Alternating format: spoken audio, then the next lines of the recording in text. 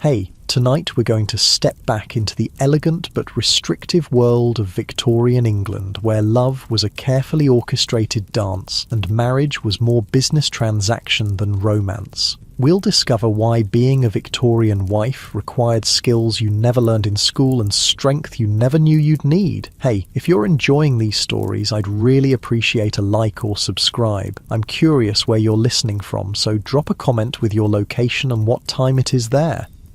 Now, find a cozy spot, take a slow, deep breath, and let your body sink into comfort as we journey back in time together. Congratulations, you've just woken up in 1860 as an 18-year-old woman in Victorian England. The morning light filters through heavy velvet curtains, and you can feel the weight of your thick cotton nightgown against your skin. Your feet hit the cold wooden floor, and immediately you're reminded that central heating doesn't exist yet. The chill seeps through the floorboards and wraps around your ankles like invisible fingers.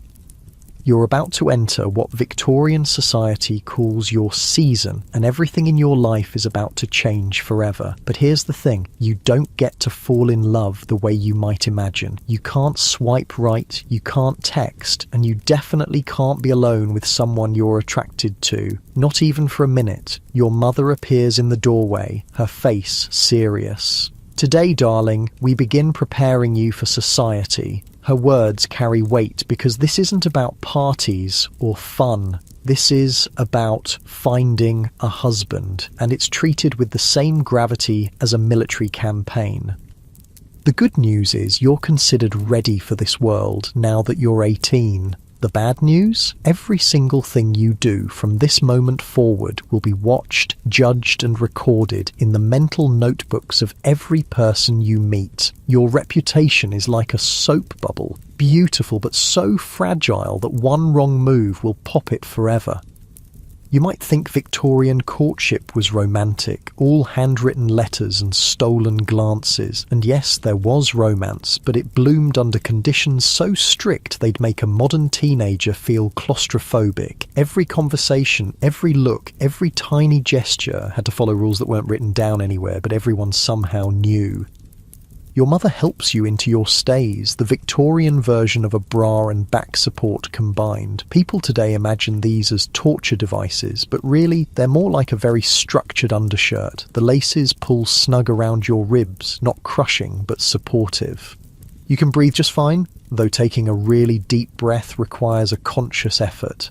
The stays push your shoulders back and make you stand straighter, and honestly, your posture does look better. Over the stays goes your chemise, a soft cotton layer that feels cool against your skin. Then come the petticoats, layers of white cotton that rustle softly as you move. The sound is oddly comforting, like gentle rain on leaves. Finally, your dress, a morning gown in pale blue wool that makes your skin look porcelain smooth in the mirror. But here's what you're really wearing, an invisible set of rules so complex they'd make modern dating advice look simple. First rule, you cannot, under any circumstances, be alone with a gentleman unless you're already engaged to him. Not for a walk, not for a conversation, not even to step into the next room for a moment. If you want to talk to a man, someone else has to be watching, always. This means your mother, your sister, your aunt, or a paid chaperone follows you everywhere. Think of the most helicopter parent you know, then multiply that by 10. Your chaperone's job is to make sure you never have a chance to do anything that might damage your reputation. And trust me, Victorian society had very creative ideas about what could damage a young woman's reputation. You can't write a letter to a gentleman unless you're engaged. You can't accept a gift from him unless it's something small and public, like flowers or a book. You can't even shake his hand for too long. A brief gloved touch is acceptable. Anything more is scandalous. You might wonder how anyone ever managed to fall in love under these conditions. Well, love found a way, but it had to be patient and very, very clever, which brings us to one of the most ingenious communication systems ever invented. The language of the fan. Every well-bred Victorian lady carried a fan, and not just for cooling herself in stuffy ballrooms. That innocent-looking accessory was actually a sophisticated messaging system that would make modern texting look primitive. Your mother sits you down for what she calls fan lessons, though she doesn't call it that out loud. A lady, she says, opening her own ivory fan with a soft snap, speaks with more than just her voice. She holds the fan closed against her left cheek. This means no. Then she moves it to her right cheek. This means yes. She fans herself slowly. This means I am spoken for. Then quickly. This means I wish to speak with you. You practice these movements until they feel natural.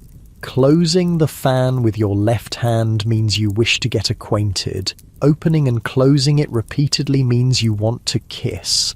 Drawing it across your forehead means we are being watched. Dropping it means we belong to each other. It's like learning a secret code, and in many ways, that's exactly what it is. Victorian women denied the freedom to speak openly about their feelings, created their own language. They turned a simple cooling device into a tool of rebellion, a way to say what society wouldn't let them say with words. But the fan language only works if someone knows how to read it. So mothers teach daughters, and older women whisper the meanings to younger ones. It becomes a conspiracy of femininity, a shared secret that makes the restrictive rules of courtship just slightly more bearable. Your first test comes at a local dinner party. You're wearing your best evening dress, dark green silk that rustles like whispered secrets when you walk. The neckline is modest by modern standards, but daring for daytime wear, showing just the suggestion of your collarbone. Your hair is piled high in an elaborate style that took your maid an hour to perfect, with tiny pearl pins that catch the candle light. The parlour is warm and golden, lit by dozens of candles that make everything look soft and romantic. The air smells of beeswax and rose water, with underlying hints of the roast beef being prepared in the kitchen. Your stomach growls softly, but you ignore it. Ladies don't acknowledge hunger in public. A young gentleman approaches, properly introduced by your hostess, Mr. Charles Whitmore, second son of a local landowner. He's pleasant-looking, with kind brown eyes and a nervous smile that suggests he's as uncertain about these social rules as you are. Miss Harrison, he says with a bow that's exactly the right depth, neither too casual nor too formal. I understand you enjoy reading. I do, sir, you reply, conscious that your mother is watching from across the room while pretending to examine the flower arrangements. I recently finished a most interesting novel. Might I inquire which one? This is where the conversation becomes a delicate dance. You want to seem intelligent, but not too intellectual. Accomplished, but not intimidating. Interesting, but not opinionated. It's exhausting, honestly. Jane Eyre, you say, testing the waters. It's a somewhat daring choice, given that the novel deals with passion and social criticism, but it's popular enough to be respectable. His eyes light up. Ah, Miss Bronte's work. I found it quite compelling, though perhaps a bit intense for some tastes. You realise he's testing you too, trying to figure out if you're the sort of woman who can handle intensity or if you prefer your literature as bland as unseasoned soup. You make a decision that feels both brave and terrifying. You open your fan halfway and hold it in your right hand. The message, if he knows the code, is clear. I like you, but proceed carefully. He glances at the fan, and you see understanding flicker in his eyes. He knows the language. Perhaps, he says quietly, you might recommend another novel the next time we meet? You draw the fan slowly across your cheek. I would be delighted to, sir. What you've just done is arrange a future conversation without actually arranging anything at all. If your mother overheard, she would hear only polite discussion of literature, but you and Mr. Whitmore have agreed to meet again and continue this careful exploration of each other's minds. The evening continues with more conversations, more careful navigation of social rules. You dance, but only certain dances and only with partners your mother approves of. The quadrille is acceptable because it involves multiple couples and limited physical contact. The waltz is daring because partners hold each other, though still at a proper distance. When Mr. Whitmore asks you to waltz, you feel your heart speed up. For the 3 minutes of the dance, his gloved hand rests lightly on your waist and your gloved hand touches his shoulder. It's the most intimate physical contact you're allowed to have with any man who isn't your husband, and the sensation is both thrilling and strange. You can feel the warmth of his hand through the layers of fabric. When he guides you through a turn, you catch a hint of his cologne, something woodsy and masculine that makes you slightly dizzy. For just a moment, you understand why these dances are considered scandalous by the strictest members of society. But all too soon, the music ends and he bows while you curtsy. The magical moment is over, and you're back to carefully chaperoned conversation and meaningful glances across crowded rooms. This is how Victorian courtship works. 3 minutes of dancing feels revolutionary, and holding someone's hand without gloves on would be absolutely shocking. Everything is heightened because everything is restricted. A smile becomes significant because it's all you're allowed to offer. A meaningful look carries the weight of a love letter because you can't actually send love letters. As the weeks pass, you and Mr. Whitmore develop a relationship through the most carefully orchestrated encounters imaginable. You happen to meet at the same lending library on Tuesday afternoons. You're both invited to the same dinner parties and musical evenings. Your mothers, who are not fools, notice this pattern and approve. But even as this gentle courtship develops, you're beginning to understand that marriage in Victorian England isn't really about love at all. It's about money, property, and social advancement. Love, if it happens, is considered a pleasant bonus. Your father has already had conversations with Mr. Whitmore's father, not about whether you two like each other, but about the financial arrangements that would make a marriage possible. These men are negotiating a contract that will govern the rest of your life, and you won't see the terms until after everything is decided. Mr. Whitmore's family wants to know exactly how much money your father will provide as your dowry. Your father wants to know what Mr. Whitmore stands to inherit and how he plans to support a wife. Both families are calculating whether this union will improve their social standing, increase their wealth, or provide useful business connections. You're not consulted about any of this. You're the prize in the negotiation, not a participant in it. But you are fortunate because your parents actually seem to care whether you like your potential husband. Many girls aren't so lucky. Some Victorian women meet their future husbands for the first time at their engagement parties. Some are married off to pay family debts or secure business partnerships, regardless of their feelings. Your friend Margaret whispers to you at another party that her cousin Emily was promised to a man 40 years her senior because his shipping business could save Emily's father from bankruptcy. Emily had never even spoken to the man before their wedding day. At least he's kind to her, Margaret says, but you both know that kindness from a stranger isn't the same thing as love from someone you've chosen. The more you learn about marriage, the more you understand that you're about to enter a legal arrangement that will fundamentally change who you are. Once you say, "I do," you'll legally cease to exist as an independent person. Everything you own will belong to your husband. Every decision about your life will be his to make. You'll even lose the right to your own children if something goes wrong. The law calls it coverture, and it means that a married woman is covered by her husband's legal identity. She disappears into his existence like a drop of water absorbed by a sponge. But tonight, you're still yourself. You're still Miss Harrison, with your own thoughts and dreams, and the right to own property and make decisions. You can still change your mind about Mr. Whitmore if you want to, though the social pressure to marry someone suitable grows stronger every day. Victorian society doesn't believe in old maids. A woman who doesn't marry is considered a failure, a burden on her family, and slightly pitiable. She'll spend her life dependent on male relatives, moving from her father's house to her brother's house, always a guest in someone else's life. So you practice your fan language and perfect your conversation skills and hope that Mr. Whitmore is as kind as he seems, because this careful dance of courtship is leading to a permanent arrangement that will define the rest of your existence. As you lie in bed at night, listening to the wind rattle the windows, you think about the women who came before you, your mother, your grandmother, all the women who navigated these same rules and restrictions. Some found happiness despite the limitations. Others learned to find contentment in duty and respectability. But all of them, every single one, had to surrender their legal identity and personal freedom in exchange for the social respectability that comes with marriage. It's the price Victorian women pay for security, for a place in society, for the protection of a man's name and income.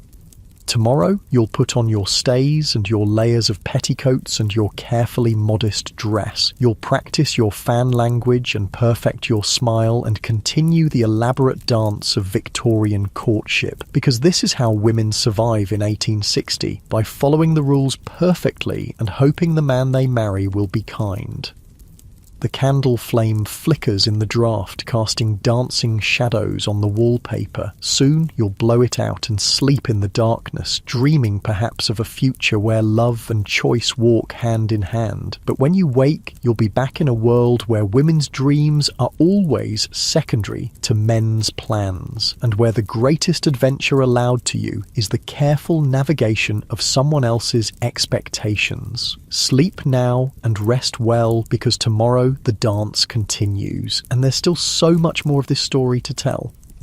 The morning arrives when everything changes forever. Mr. Whitmore, now simply Charles in the privacy of your thoughts, has asked your father for your hand in marriage. The negotiation took place in your father's study over brandy and cigars, while you sat in the morning room pretending to embroider and straining to catch fragments of conversation through the heavy oak door.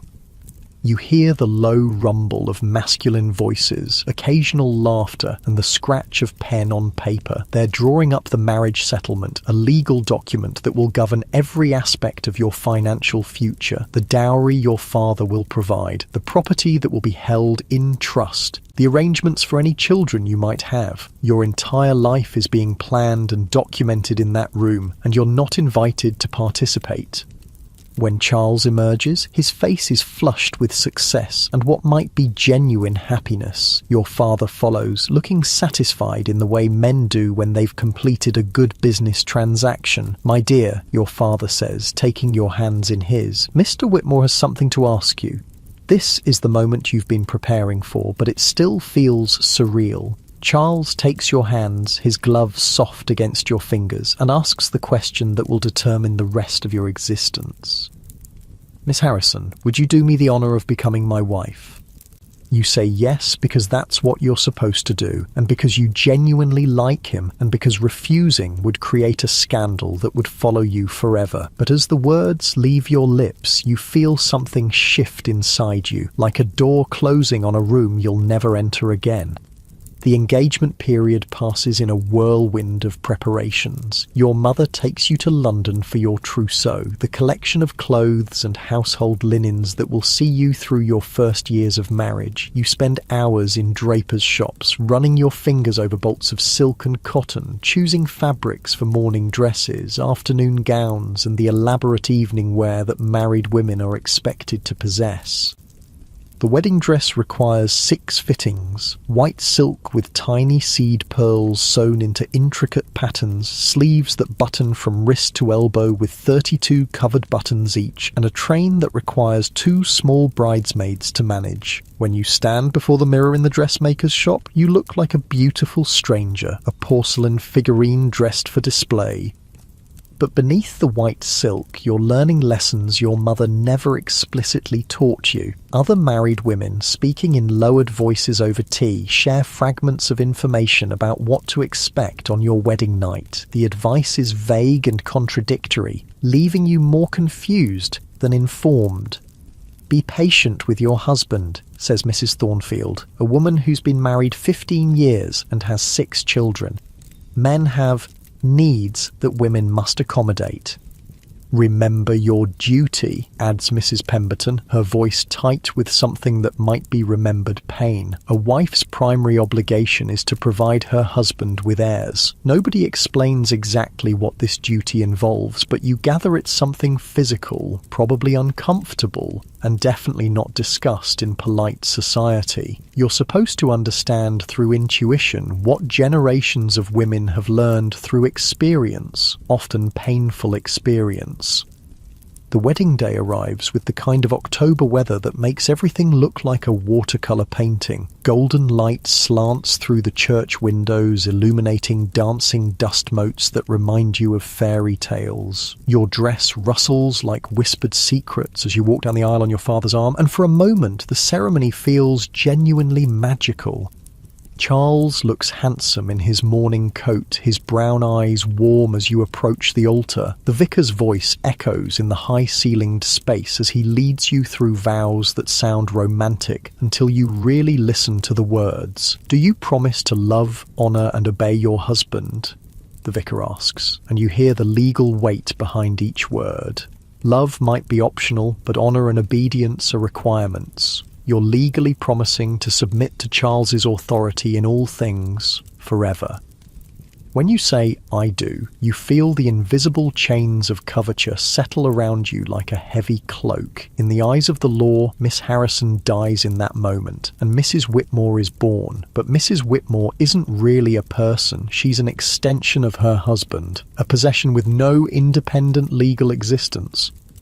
The wedding breakfast is a blur of congratulations, rich food and champagne that makes your head feel light and floaty. Your new mother-in-law kisses your cheek and welcomes you to the family with words that sound warm but feel like a transfer of ownership. You're no longer your father's responsibility, you're now your husband's property.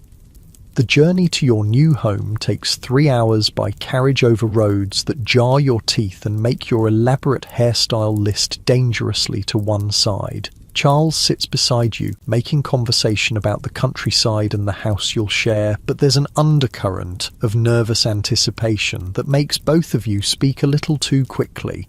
Whitmore Hall is smaller than your father's estate, but beautifully maintained, with ivy climbing the stone walls and gardens that show evidence of careful tending. The staff lines up to meet you. Mrs. Crawford, the housekeeper, cook, 2 housemaids, a parlourmaid, and a scullery girl who can't be more than 14. These people will look to you for direction, and you suddenly realise you have no idea how to run a household. Your mother taught you to embroider and speak French and play the pianoforte, but nobody ever explained how to manage servants or plan meals for a week or deal with tradesmen who deliver inferior goods. You're expected to know these things instinctively, or perhaps to learn them through trial and embarrassing error. Mrs. Crawford, a stern-faced woman with steel grey hair, shows you through the house with the air of someone presenting evidence. The master prefers his breakfast at precisely 8 o'clock, she informs you. Kippers on Tuesday and Friday, eggs and bacon the other days. He takes his tea strong with 1 lump of sugar. You nod and try to memorise these details, understanding that your husband's comfort is now your primary responsibility. If his breakfast is late or his tea too weak, it will be your fault, not the cook's. The house feels enormous after the familiar spaces of your childhood home, rooms upon rooms filled with furniture that belongs to Charles's family, decorated according to his mother's taste, organised around his preferences and routines. You're a guest in your own home, and you suspect you'll feel that way for months or perhaps years to come. Your bedroom is connected to Charles's by a dressing room, an arrangement that allows for privacy while maintaining the easy access that marriage apparently requires. The bed is enormous, with heavy curtains that can be drawn for warmth and privacy. Looking at it makes your stomach flutter with nervousness about what will happen when the sun sets. Mrs. Crawford shows you the household accounts, thick ledgers that track every penny spent on candles, soap, coal and food. The previous Mrs. Whitmore, God rest her soul, was very particular about the accounts, she says. She checked every entry and questioned any expense over 2 shillings. You stare at the neat columns of figures and realise you're looking at your future. Every day you'll need to review these accounts, manage the household budget, and make decisions about expenditures that could affect your family's financial standing. If you spend too much on groceries, Charles will notice. If you spend too little and the quality suffers, Charles will notice that too. The weight of responsibility settles on your shoulders like a heavy shawl. You're now accountable for the smooth running of a household that employs 6 people and maintains the social standards expected of a gentleman's family. One poorly planned dinner party could damage Charles's business relationships. One incident of poor housekeeping could reflect badly on his social standing. As evening approaches, your new lady's maid, a young woman named Sarah, helps you out of your wedding dress and into a nightgown that feels simultaneously too revealing and too concealing. The white cotton is softer than anything you've ever worn, but it's designed for a purpose you don't fully understand. Charles knocks on the connecting door with the kind of politeness that suggests he's as nervous as you are. When you tell him to enter, he appears in a dressing gown that makes him look older and more serious than the young man who courted you with such careful propriety. What happens next is awkward, uncomfortable, and nothing like the romance novels you've secretly read. Charles is gentle and patient, but the physical reality of marriage is startling and painful in ways nobody prepared you for. Afterward, as you lie in the darkness, listening to his breathing gradually slow into sleep, you understand why married women speak of duty rather than pleasure. This is what you've traded your independence for, the legal right to be owned by a man who seems kind but is essentially a stranger, the social respectability that comes with marriage, and the security of never having to worry about becoming an old maid. It's not a bad trade, necessarily, but it's final and irreversible.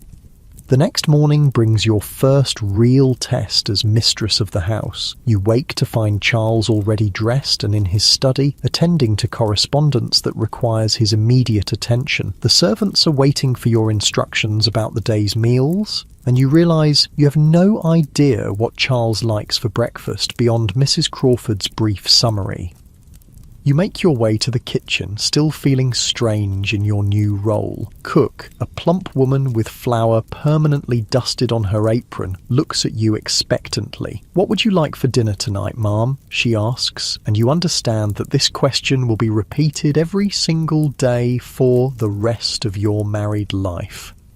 You suggest roast beef because it seems like the sort of thing gentlemen enjoy, and Cook nods approvingly. But then she asks about vegetables and sauces and whether you'll be having soup as a first course, and you realise that planning even one meal involves dozens of decisions you've never had to make.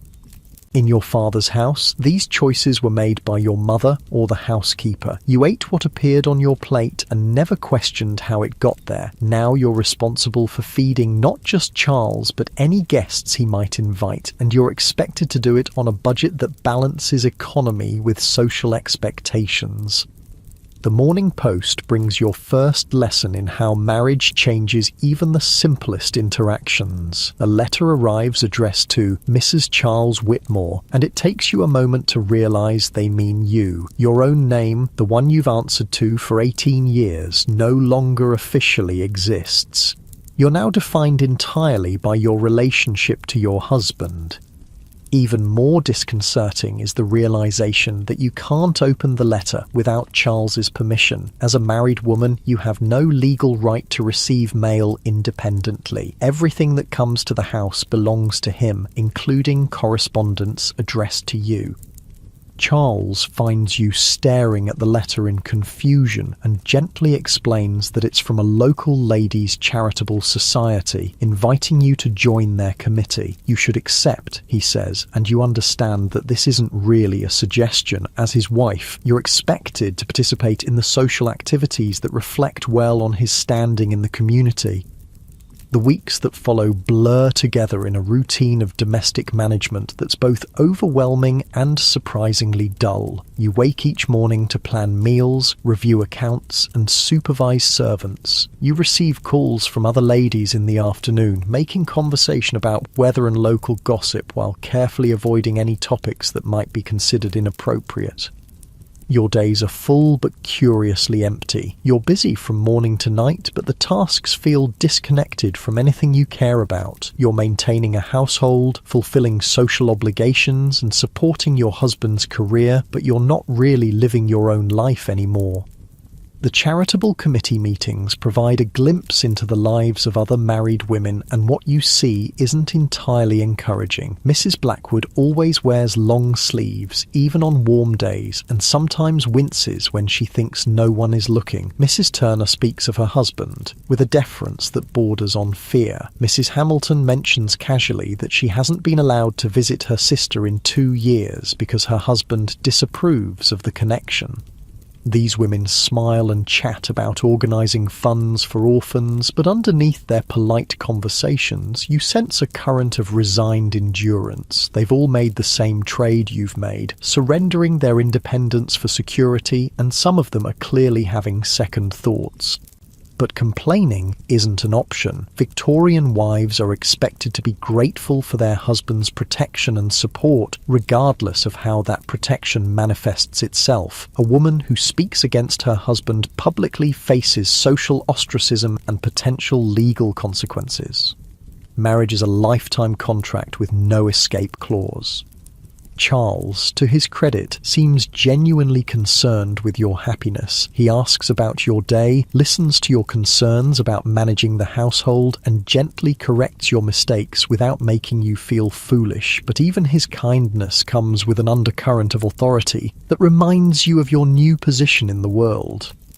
When you suggest subscribing to a literary magazine, he considers the request seriously before deciding it might not be suitable for a lady. When you mention wanting to learn more about managing the household accounts, he explains that such details would only worry your pretty head unnecessarily. His intentions are protective, but the effect is infantilizing. You're beginning to understand that marriage hasn't just changed your legal status, it's changed your entire identity. You're no longer expected to have opinions about politics, literature, or even your own life. Your thoughts and desires are supposed to align automatically with your husband's, as if saying "I do" had somehow merged your consciousness with his. The physical aspects of marriage remain uncomfortable and bewildering. Charles is patient and tries to be gentle, but there's a fundamental disconnect between what he needs from these encounters and what you experience. You submit because it's your duty, but the pleasure that poets write about remains mysteriously absent. Other women hint that this is normal, that wives aren't supposed to enjoy the physical side of marriage. Close your eyes and think of England, Mrs. Pemberton advises with a bitter smile, but you can't help wondering if there's something wrong with you, or if this is simply another sacrifice women make for the privilege of respectability. As winter settles over the countryside, you find yourself spending long hours staring out windows at the bare trees and grey skies. The house feels like a beautiful prison, comfortable but confining. You have everything a woman is supposed to want: security, social standing, a kind husband, and a well-appointed home, but you feel strangely hollow inside. The woman you used to be, the one who had opinions and dreams and the legal right to own property, feels like a character from a book you read long ago. Mrs. Charles Whitmore is a different person entirely, one whose existence is defined entirely by her usefulness to others. You're learning to be content with this new identity, because contentment is the best most Victorian wives can hope for. Love might grow with time, happiness might be found in small domestic pleasures, and fulfillment might come through children and charitable work. But the wild freedom of choice, the intoxicating possibility of self-determination, those things are gone forever. Tonight, as you brush your hair before the bedroom mirror, you catch a glimpse of someone who looks like you but feels like a stranger. She's well-dressed, well cared for, and apparently well-adjusted to her new life. But in her eyes, if you look carefully, you can see the ghost of the girl who used to believe the world was full of possibilities. That girl is gone now, absorbed into the legal identity of a man she's still getting to know. What remains is a Victorian wife, learning to navigate a world where survival means perfect submission, where happiness is secondary to duty, and where the greatest victory is simply making it through each day without causing scandal or disappointment. Sleep comes slowly in the big bed, with its heavy curtains drawn against the winter cold. Tomorrow will bring more lessons in household management, more practice in the art of being grateful for a life you never chose, and more opportunities to perfect the delicate balance between dignity and obedience that defines a successful Victorian marriage. But for now, in the quiet darkness, you can still remember what it felt like to be yourself. 6 months into your marriage, you're beginning to discover that the polished surface of Victorian respectability hides secrets that would shock the very society that created them. The morning light filters through your bedroom curtains, casting everything in that soft, golden glow that makes even the most ordinary objects look precious. But this morning feels different, weighted with knowledge you wish you didn't possess. It starts with small things. Charles has begun staying late in town more frequently, claiming business dinners and gentlemen's club obligations that keep him away until well past midnight. When he returns, he smells of cigars and something else, something musky and unfamiliar that clings to his clothes despite the winter air. You don't question him, of course. Victorian wives don't interrogate their husbands about their whereabouts. To do so would suggest a lack of trust that reflects poorly on your character, not his. So you smile and ask if he had a pleasant evening, and he kisses your forehead with the same distracted affection he might show a favourite niece. But Mrs. Pemberton, during one of your charitable committee meetings, lets slip a comment that chills you to the bone. Men will be men, she says, her voice carrying the weight of bitter experience. The important thing is that they come home to us eventually. The way she says it, with that particular emphasis on eventually, makes you understand that she's talking about more than late business dinners. She's talking about the other women, the ones who exist in the shadows of respectable society.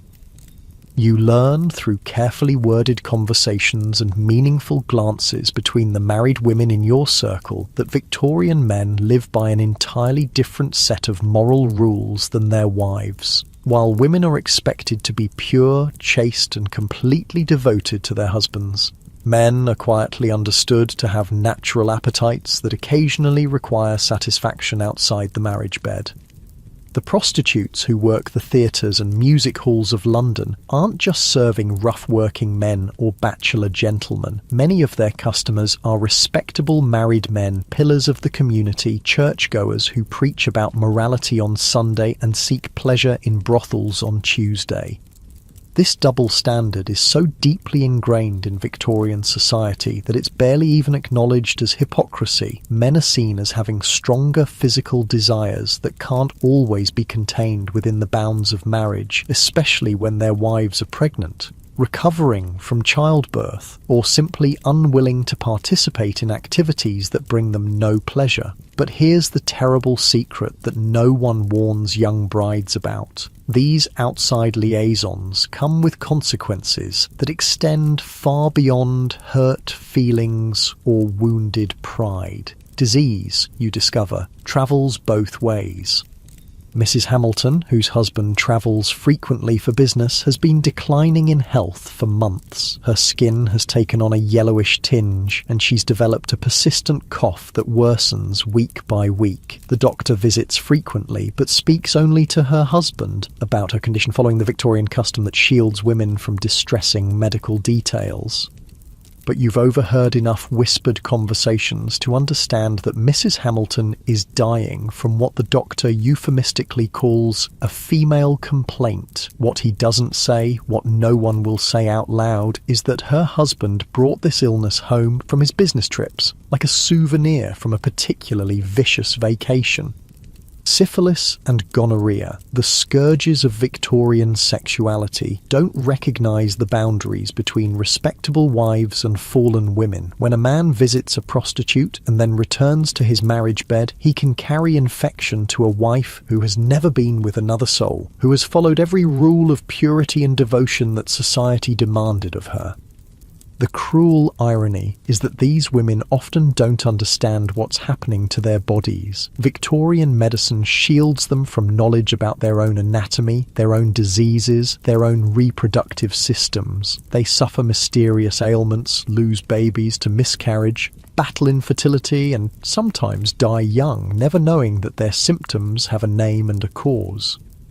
Even more horrifying is the myth that sleeping with a virgin can cure a man of venereal disease. This folk belief, passed down through generations of ignorant desperation, leads some infected men to seek out young girls, sometimes children, believing that innocence can somehow cleanse their corruption. The result is a cycle of infection and suffering that touches even the most respectable households. Wives who have never strayed from the path of virtue find themselves battling diseases they don't understand, while their husbands continue to be welcomed in polite society without question.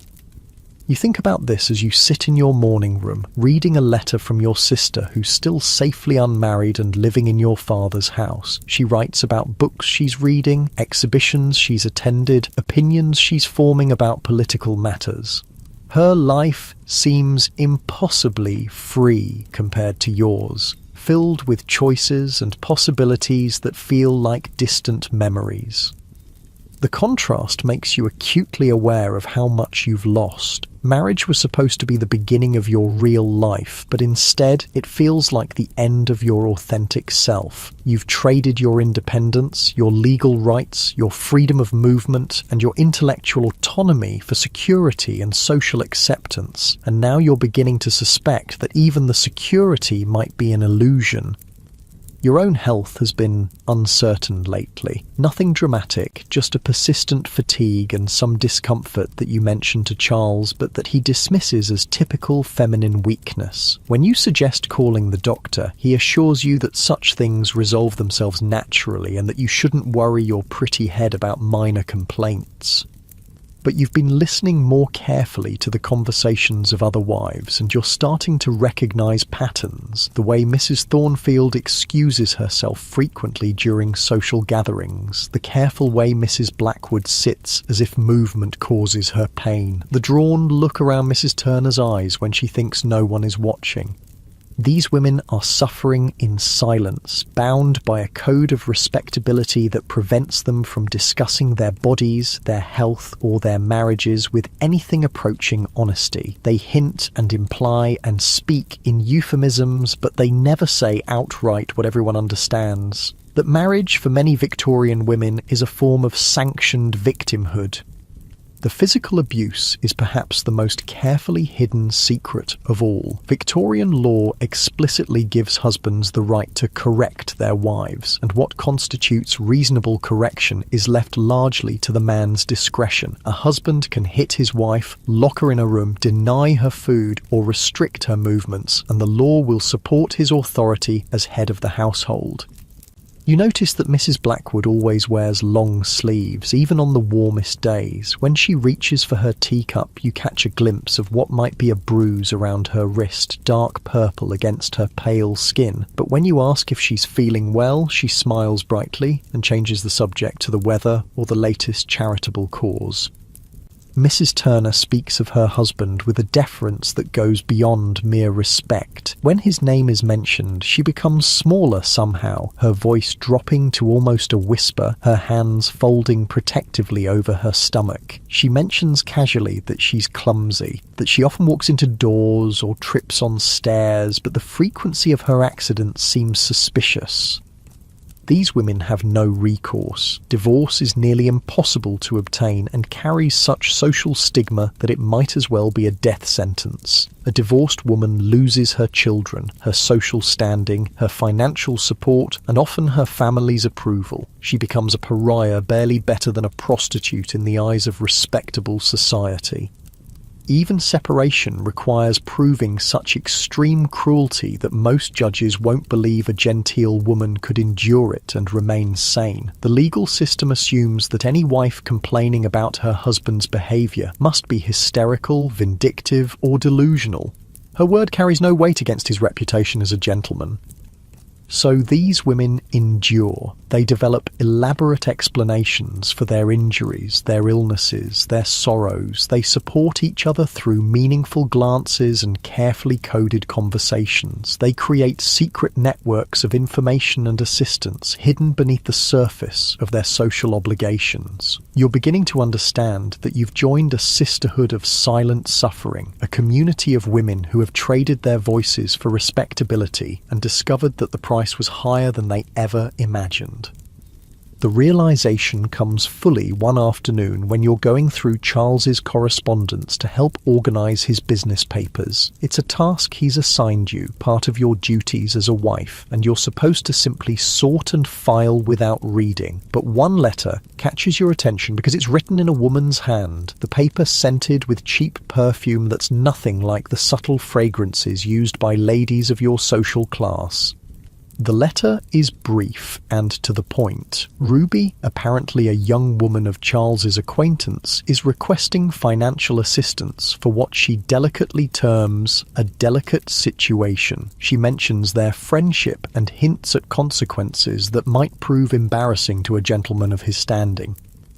You sit in the silence of the study, holding this evidence of your husband's infidelity, and feel something break inside you that you didn't even know was still whole. Not your heart exactly, that was already cracked from the loneliness and disappointment of marriage. What breaks is your last illusion about the world you've entered. Charles, your kind and patient husband, has been living a double life. While you've been struggling to be the perfect wife, managing his household and supporting his social standing, he's been pursuing other women with the casual entitlement that Victorian society grants to men of his class. The woman writing this letter is probably younger than you, possibly desperate, certainly without the protections that your social class provides. If she's pregnant, as the letter seems to suggest, she faces a future of shame, poverty, and social ostracism. Charles faces no consequences at all beyond the minor inconvenience of providing some money to make the problem disappear.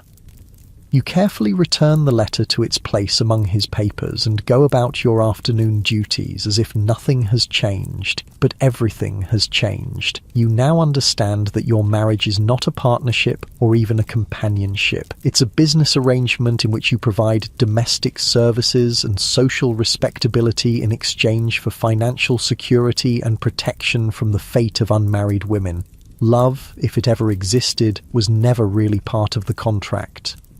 That evening, as you sit in the drawing room doing needlework while Charles reads his newspaper, you study his face in the lamplight. He looks exactly the same, kind brown eyes focused on the political news, occasionally commenting on some parliamentary debate or business development.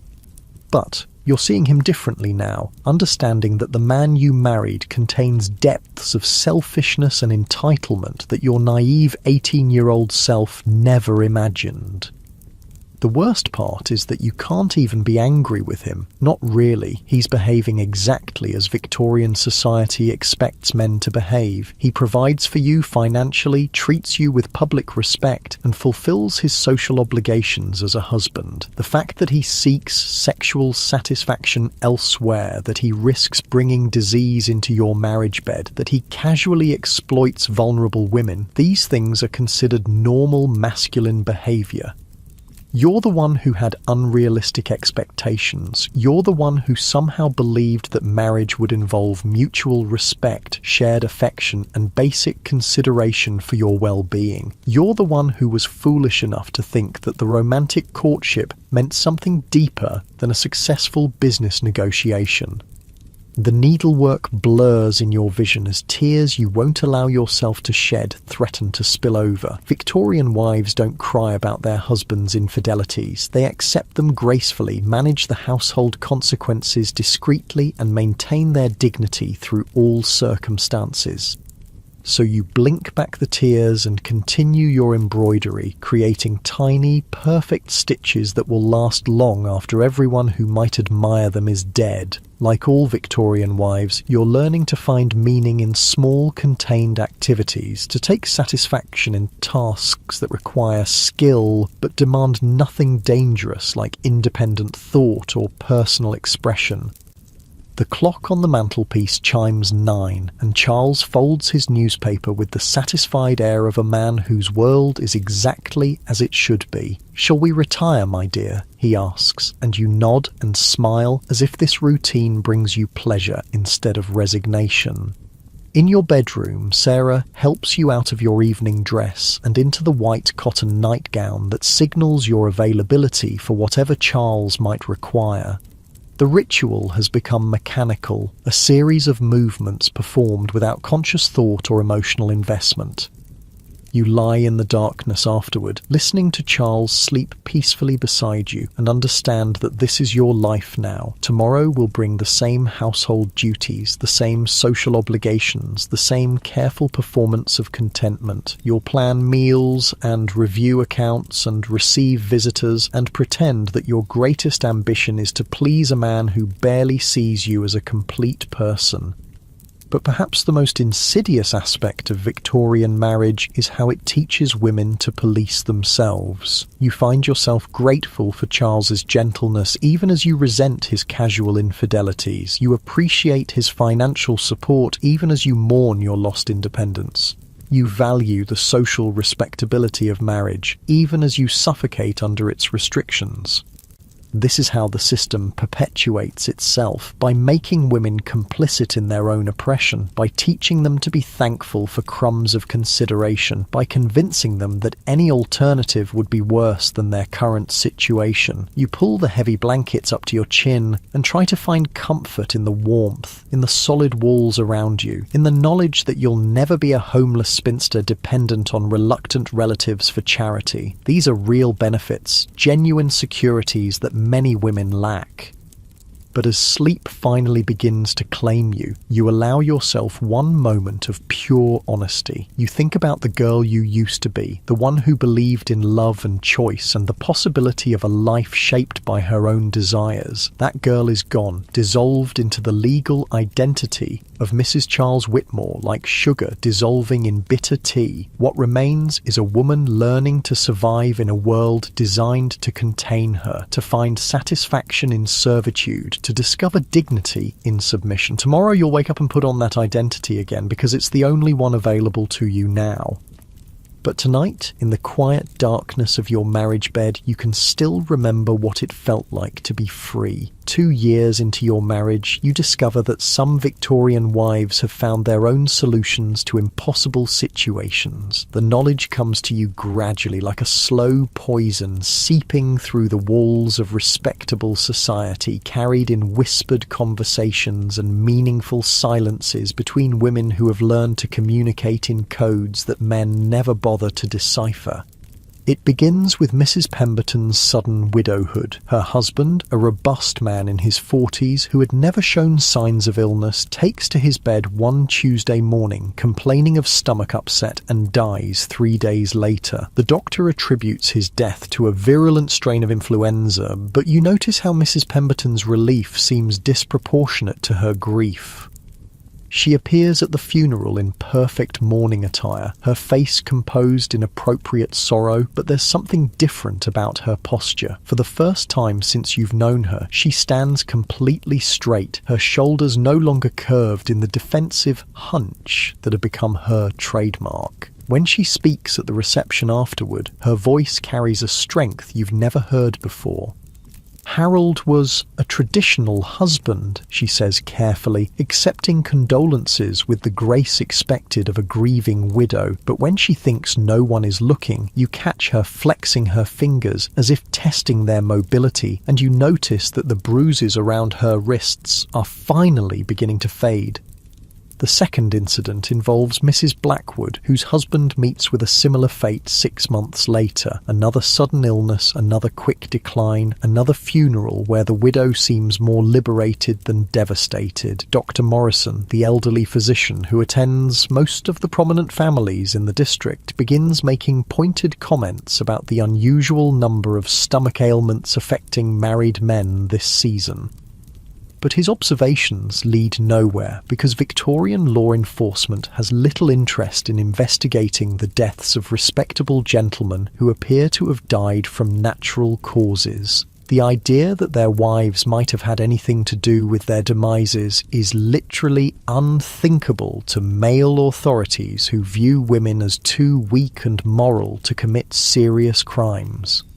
You learn about the methods through conversations that never quite say what they mean. Women discussing the challenges of dealing with rats in their pantries, sharing recommendations for effective poisons that work quickly and leave little trace. Conversations about headache powders and the importance of keeping medicines clearly labelled. Casual mentions of arsenical compounds used in cosmetics and pest control. Substances so common in Victorian households that no one thinks twice about purchasing them. Arsenic, you discover, is called inheritance powder for good reasons. It's odourless, tasteless, and easily mistaken for indigestion when administered in small doses over time. A wife who knows her husband's habits, who prepares his food and serves his tea, who has access to his daily routines, can slowly poison him while appearing to be the most devoted of caregivers. The irony is bitter and perfect. Victorian society has trained women to be so focused on their husband's comfort and well-being that the perfect wife can commit the perfect murder simply by being too attentive to his needs. Not all the women who whisper about these methods are actually planning to use them. For many, just knowing that such options exist provides a psychological relief that makes their daily endurance possible. The knowledge that they could fight back, even if they choose not to, gives them a sense of agency in lives otherwise defined by complete powerlessness. But some do more than whisper. Some act. Mrs. Hamilton, whose husband has begun staying out entire nights without explanation, starts keeping a diary, not the sweet, innocent record of daily activities that young ladies are encouraged to maintain, but a detailed documentation of her husband's behaviour, his treatment of her, and the gradual deterioration of her health under his care. She writes in code, using initials and euphemisms that would mean nothing to a casual reader, but create a devastating record for anyone who knows how to interpret them. She notes the dates of his violent episodes, describes her injuries in clinical detail, and records the progression of symptoms that suggest he's brought disease home from his outside relationships. C returned late again, condition requiring attention to my person, she writes on a Tuesday in March. Injuries to left arm and shoulder area, applied cold compresses, symptoms of previous complaint returning. To anyone else, this might read like notes about a clumsy accident and a recurring illness, but Mrs. Hamilton is creating evidence that might someday save her life or explain her death. Other women adopt similar strategies. They hide money in household accounts, claiming small amounts for imaginary expenses and secreting the coins away in case they ever need to flee. They cultivate relationships with relatives who might provide shelter in an emergency. They learn about legal remedies that might theoretically be available to wives in extreme circumstances. But the legal system remains almost entirely closed to them. Divorce, even for women who can prove adultery, cruelty and abandonment simultaneously, requires legal proceedings that will destroy their reputations and leave them destitute. The few women who attempt it find themselves fighting not just their husbands, but the entire structure of Victorian society. Take the case of Mrs. Caroline Norton, a woman whose husband's abuse became so public that she couldn't hide it any longer. When she finally sought legal separation, her husband retaliated by claiming custody of their children and refusing to provide any financial support. The courts supported his right to do both, ruling that a woman who leaves her husband, even for the best of reasons, forfeits all claims to her children and property. Mrs. Norton spent years fighting for basic legal rights, writing pamphlets and lobbying politicians for reforms that would give women some protection under the law. Her efforts eventually contributed to the Matrimonial Causes Act of 1857, which theoretically made divorce more accessible. But in practice, the law remained heavily biased against women, requiring them to prove not just adultery, but additional offences like cruelty or incest before courts would grant relief. Even when women can prove extreme abuse, judges often dismiss their testimony as feminine hysteria or vindictive exaggeration. The legal system assumes that any woman complaining about her husband must be emotionally unstable or morally deficient. Her word carries no weight against his reputation as a gentleman, especially if he can present himself as a reasonable man driven to discipline an unreasonable wife.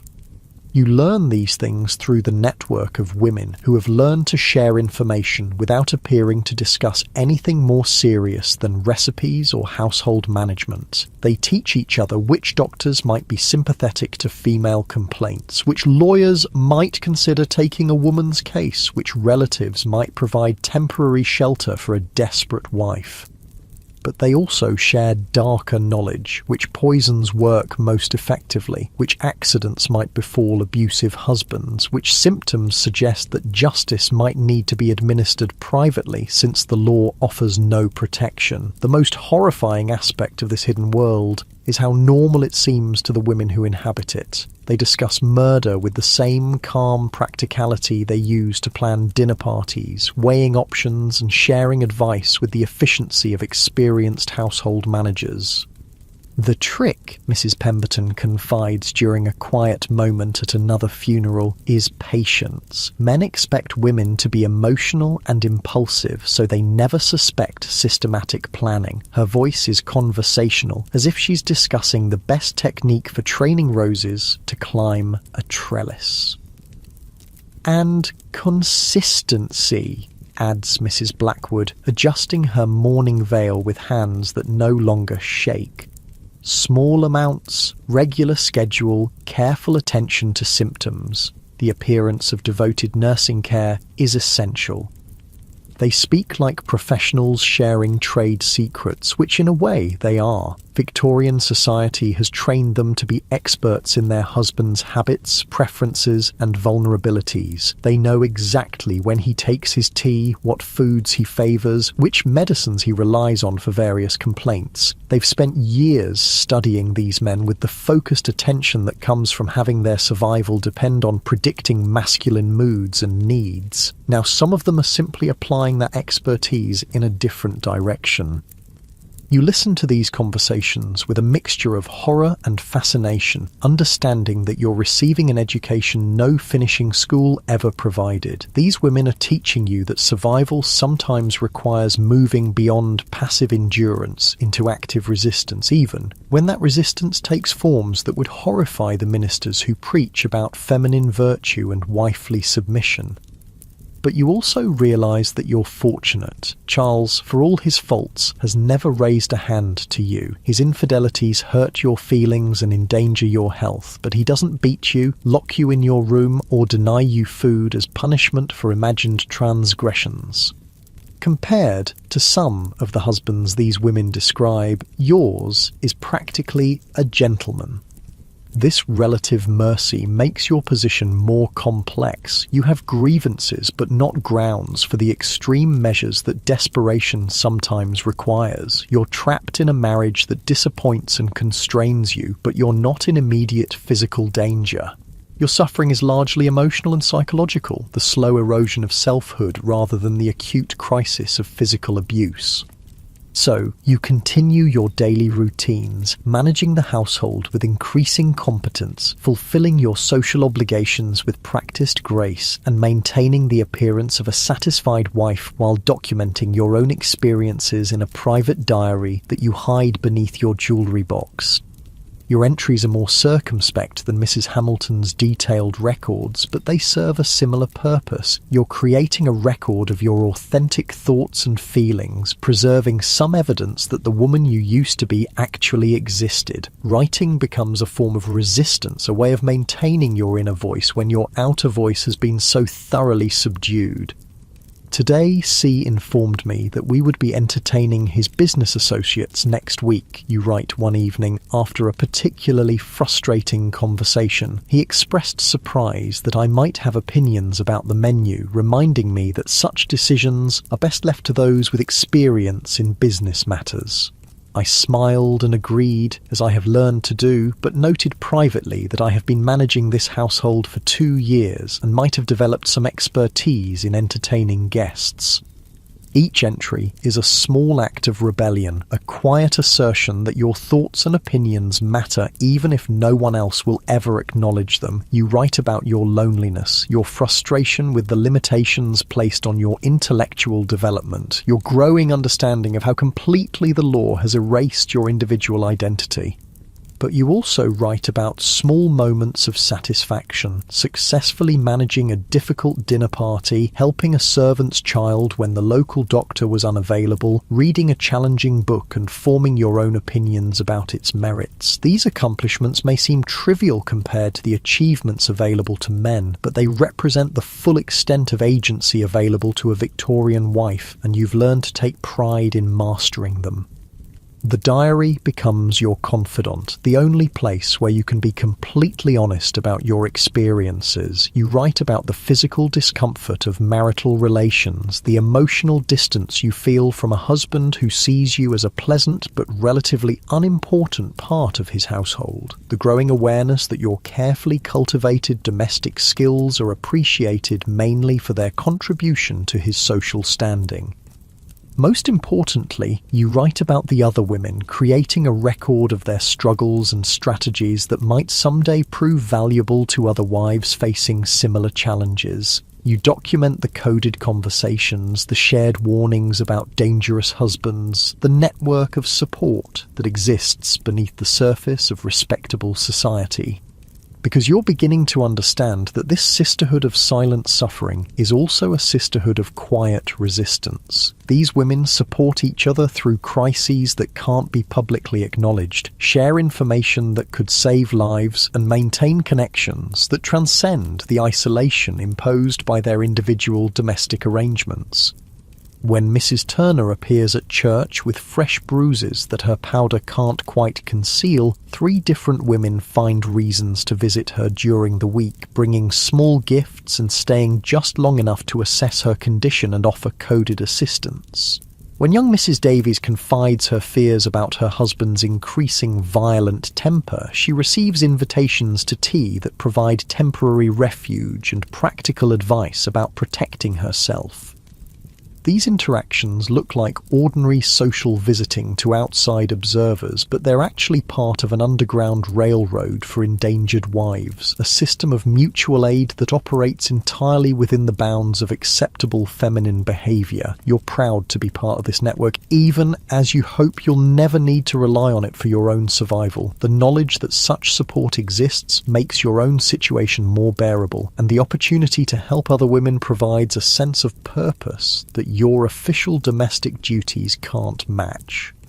As autumn settles over the countryside again, marking your 3rd year of marriage, you realise that you've survived the transition from idealistic bride to pragmatic wife. You've learned to find satisfaction in small achievements, to take pride in competencies that society considers trivial, and to maintain your sense of self through private acts of resistance and documentation. You're not the woman you expected to become when you walked down the aisle in that white silk dress, but you're not the completely erased creature that Victorian law intended to create either. You found ways to preserve your identity within the constraints of marriage, to build meaningful relationships despite social isolation, and to exercise what limited agency is available to you. Tonight, as you prepare for bed, you feel a quiet satisfaction in your adaptation to circumstances you never chose but have learned to navigate with increasing skill. You've discovered reservoirs of strength you didn't know you possessed, developed strategies for survival that no one taught you, and found community among women who share your challenges.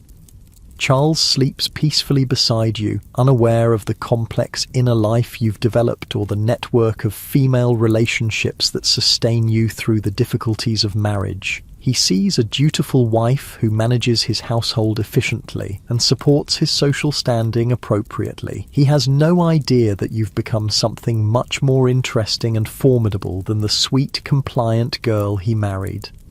The clock on the mantelpiece chimes midnight as you settle into sleep, grateful for the heavy quilts that protect you from the autumn chill and the solid walls that provide security even if they also represent confinement. Tomorrow will bring more of the same routines, the same careful performance of contentment, the same delicate balance between submission and self-preservation.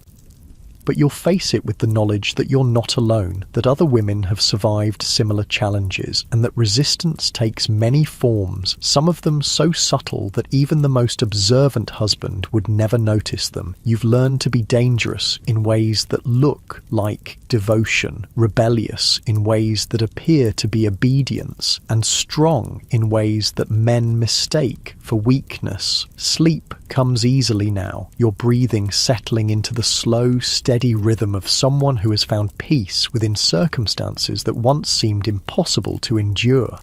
5 years into your marriage, you witness something that changes everything. A woman who refuses to be silent. Her name is Mrs. Elizabeth Morrison, and she arrives in your district as the new vicar's wife, carrying herself with a confidence that immediately sets tongues wagging throughout the parish. Unlike the other wives in your social circle, Mrs. Morrison speaks directly to her husband during public gatherings, offering her own opinions on theological matters and community issues. She doesn't defer to his authority with the automatic submission that Victorian society expects. Instead, she treats him like an equal partner, someone whose opinion she values but doesn't automatically consider superior to her own.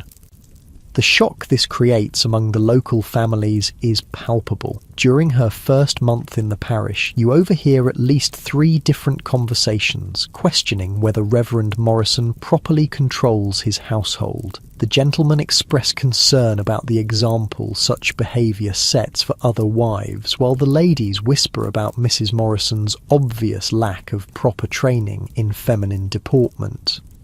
But you find yourself drawn to her like a moth to candlelight. There's something magnetic about watching a woman move through the world with the kind of self-possession you remember having once, long ago, before marriage taught you to fold yourself into smaller and smaller spaces. Mrs. Morrison calls on you one Tuesday afternoon following the social customs that require new residents to introduce themselves to established families. But instead of the stilted conversation about weather and household management that usually characterises such visits, she asks you directly what you think about the proposed changes to the poor laws currently being debated in Parliament. The question catches you so off guard that you almost spill your tea. No one has asked for your political opinion in 5 years. You've barely allowed yourself to form political opinions, understanding that such thoughts are irrelevant to your role as a wife. My husband follows such matters more closely than I do, you stammer, falling back on the safe response that deflects any suggestion that you might have independent thoughts about public affairs. Mrs. Morrison sets down her teacup and looks at you with the kind of direct attention that makes you feel slightly breathless. But surely you have observations about the treatment of poor families in this district. You work with the charitable society, don't you? You must see the effects of current policies on women and children who need assistance. And suddenly, you're talking, really talking, for the first time in years. You tell her about the families you've visited, the impossible choices facing women whose husbands have died or abandoned them, the children who go hungry because their mothers have no legal right to their father's property. You find yourself expressing opinions you didn't even know you had, drawing connections between individual cases and broader social patterns. Mrs. Morrison listens with the intensity of someone who considers your thoughts genuinely valuable, asking follow-up questions that demonstrate she's actually paying attention to your words rather than simply waiting for her turn to speak. The conversation lasts 2 hours and leaves you feeling more alive than you have since your wedding day. After she leaves, you sit in your morning room staring at the spot where she had been, marvelling at the experience of being treated like a complete person rather than a decorative accessory to your husband's life. You realise how starved you've been for intellectual engagement, how much you've missed the simple pleasure of exploring ideas with someone who respects your capacity for complex thought. Mrs. Morrison becomes a regular visitor, and through her you meet other women who are quietly challenging the restrictions that define Victorian femininity. They gather in each other's drawing rooms under the pretense of discussing charitable work or cultural improvement, but their real purpose is far more radical. They're educating themselves about legal rights, political developments, and social reforms that might improve women's lives. These meetings introduce you to women who are writing pamphlets about women's education, organising petitions for legal reforms, and corresponding with other reformers throughout England and Europe. They share books that challenge conventional ideas about feminine capabilities and discuss strategies for expanding women's opportunities within the bounds of respectability. You learn about Frances Power Cobb, who writes scathing critiques of coverture laws and advocates for women's right to control their own property. You read the works of Caroline Norton, whose personal struggles with an abusive husband led her to campaign for legal reforms that would protect other wives from similar treatment. Most inspiring of all, you discover Barbara Lee Smith Bodishan, who not only writes about women's rights but lives them, maintaining her own household and supporting herself through her writing even after marriage. These women are proving that alternatives to complete submission exist, that some wives are finding ways to retain their independence and dignity within marriage or to create lives outside it entirely. The knowledge that such women exist transforms your understanding of what might be possible for your own life. You begin to see your current situation not as a permanent prison, but as a temporary constraint that might someday be loosened or escaped entirely.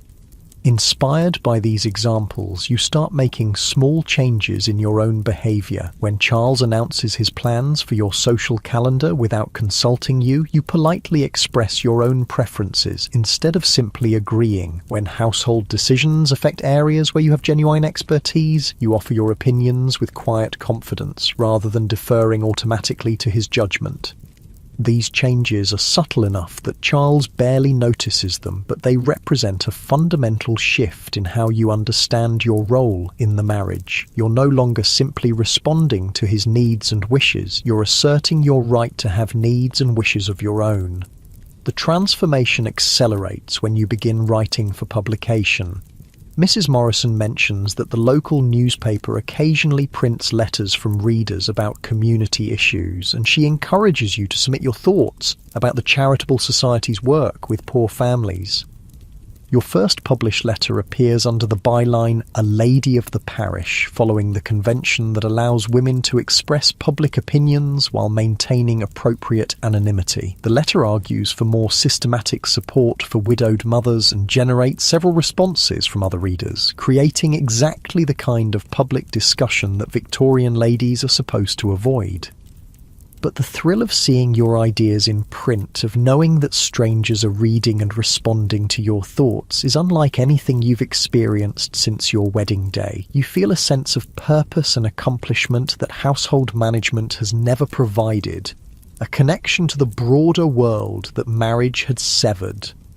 Charles notices the letter and comments approvingly that it reflects well on his household's charitable commitments, apparently never suspecting that his wife might be the author. His assumption that you couldn't possibly have written anything worthy of publication both amuses and motivates you to continue developing your writing skills.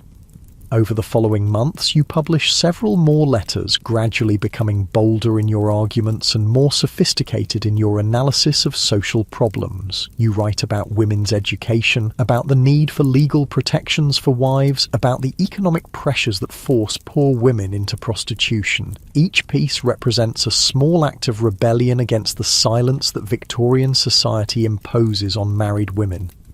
The writing also connects you to a broader community of reform-minded women throughout England. You begin corresponding with other female writers and activists, sharing ideas and strategies for advancing women's rights within the constraints of respectable society.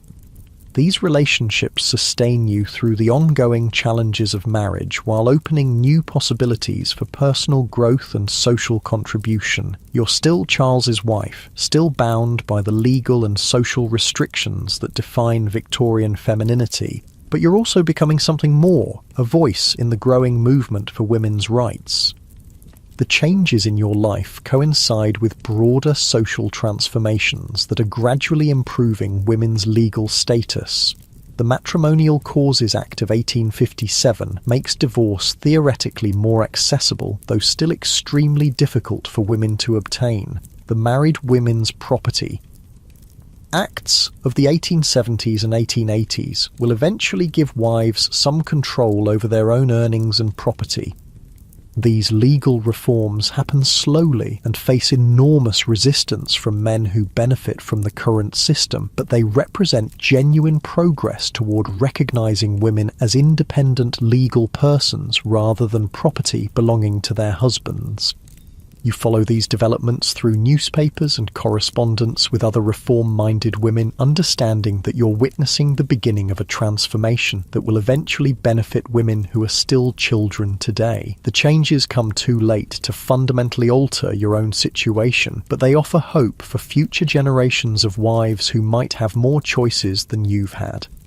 The realization that you're part of a historical transition gives meaning to the struggles you've endured and the small acts of resistance you've managed. Your suffering hasn't been pointless, it's part of a larger story about women's fight for recognition as complete human beings, worthy of legal protection and social respect.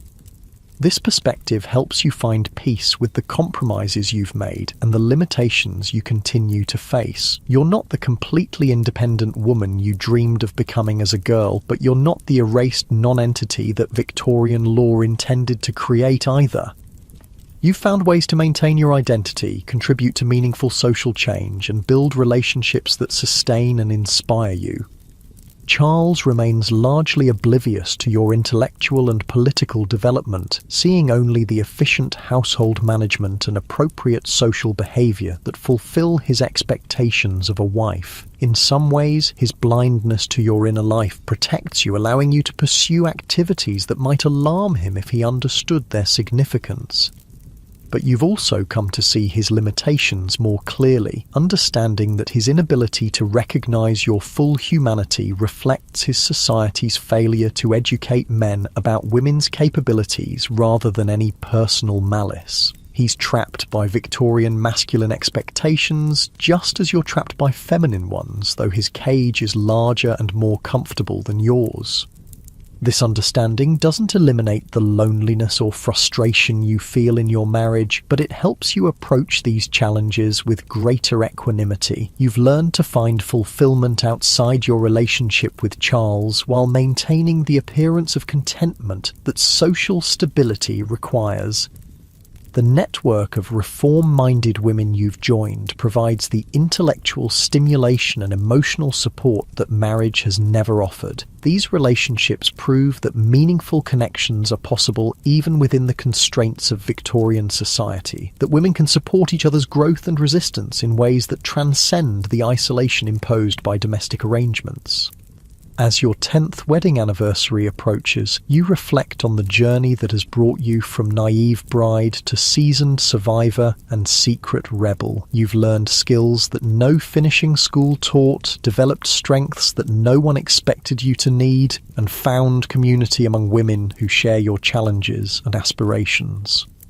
The woman you've become is neither the romantic heroine you imagined as a girl, nor the completely subjugated wife that Victorian law intended to create. You're something more complex and resilient, a person who has learned to thrive within constraints, to find agency within restrictions, and to maintain hope despite disappointments.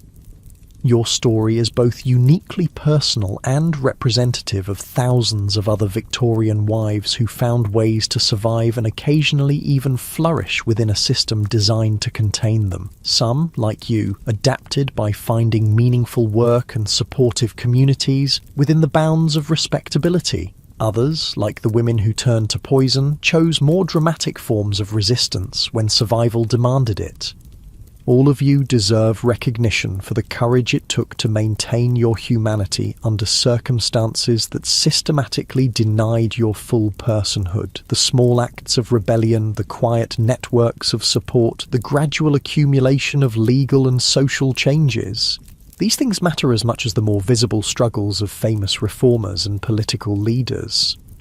The sun sets earlier now as winter approaches again, casting long shadows across the countryside that has become genuinely familiar over the years. You've learned to love this landscape, these rooms, these routines that once felt like prison walls, not because they've changed, but because you found ways to inhabit them that preserve your sense of self.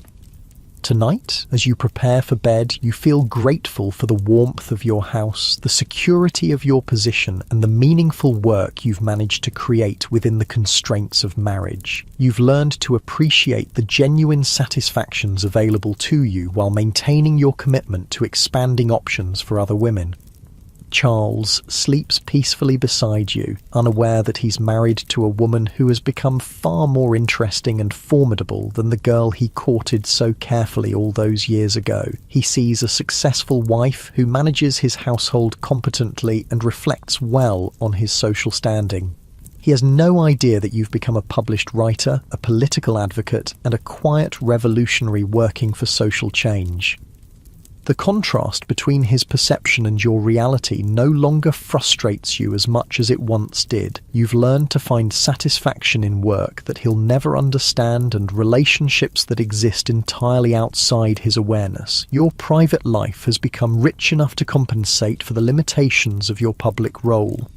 As sleep begins to claim you, you think about the women who will come after you, the ones who might have more choices because of the work you and others have done to challenge unjust laws and social customs. They'll face different constraints and discover different forms of resistance, but they'll benefit from the foundation that your generation has laid. The fight for women's freedom didn't begin with the suffragettes, and it won't end with voting rights. It's an ongoing struggle that takes different forms in each generation, requiring new strategies as circumstances change, but maintaining the same fundamental goal: recognition that women are complete human beings deserving of dignity, respect, and the right to shape their own lives. Your contribution to that struggle has been quieter than some, but no less significant. You've proven that resistance is possible even under the most restrictive circumstances, that community can flourish even in isolation, and that hope can survive even the most disappointing compromises. The clock on the mantelpiece chimes midnight, marking the end of another day in a life that has turned out very differently than you expected, but not without its own forms of meaning and satisfaction. You've learned to be content without being complacent, grateful without being passive, and peaceful without being defeated.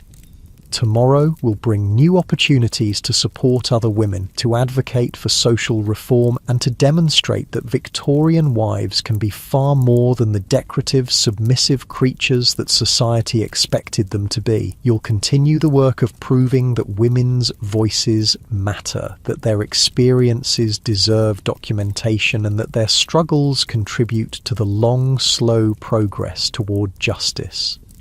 But for now, in the quiet darkness of your bedroom, surrounded by the solid walls that represent both security and constraint, you can rest in the knowledge that you found ways to live with dignity within circumstances you never chose but have learned to navigate with grace and determination. Sleep comes easily these days, your breathing settling into the steady rhythm of someone who has made peace with an imperfect world while maintaining the commitment to making it better for those who come next. You've discovered that survival isn't just about enduring. It's about finding ways to flourish even when flourishing requires redefining what success means. The Victorian era is ending, and with it some of the most restrictive constraints on women's lives. Change comes slowly, but it comes, carried forward by the accumulated efforts of women like you who refuse to disappear completely into their husbands' identities. You've been part of something larger than yourself, a movement that will outlive your individual struggles and create possibilities that you can barely imagine. And in the morning, when you wake to another day of careful negotiation between submission and resistance, you'll do so with the quiet satisfaction of knowing that your life has mattered, that your voice has been heard, and that your refusal to be silenced completely has contributed to a story that's much larger and more hopeful than any one woman's experience of marriage in Victorian England.